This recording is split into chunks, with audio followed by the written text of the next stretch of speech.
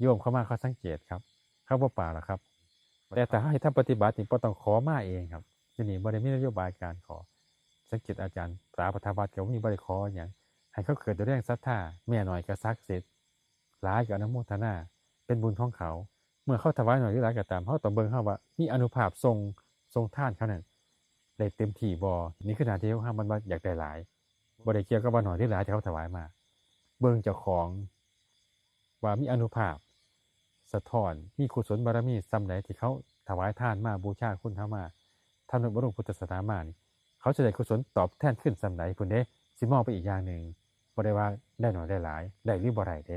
ให้เฮาอยู่จิตกายจากหม้องนี้ สิ่งที่ได้คือได้ปฏิบัติได้ให้เป็นผู้ให้ในประเสริฐสูงสุดแล้วให้ทำให้วินัยถึงบ่ได้กล่าวทำให้เข้าเป็นการปฏิบัติที่ถูกต้องของเฮานี่วิเศษวิคุณแล้วเด้อทุกศิษย์ทุกคนเฮ็ดได้บ่ยากบุญบารมีนำพามาเจอกันพระอาจารย์มีความยินดีก็ขอให้ความดีที่พระอาจารย์บำเพ็ญมาสร้างมาจงเป็นผลสำเร็จแก่ศิษย์ทุกคนให้ความดีของศิษย์ทุกคนต่อยอดซึ่งกันและกันพระอาจารย์อนุโมทนานำเข้ามาสร้างบารมีพร้อมกัน อย่ามาตัดยอดบารมีซึ่งกันและกันอย่ามาตัดยอดบารมีตนเองจงมาสร้างบารมีแห่งตนจงนำบารมีมาต่อยอดซึ่งกันและกันถึงครูบาอาจารย์เมื่อบารมีต่อยอดซึ่งกันและกันแล้วก็ให้มีความเจริญด้วยพระธรรมและพระวินัยถึงองค์พระศาสดาทุกประการเทอญ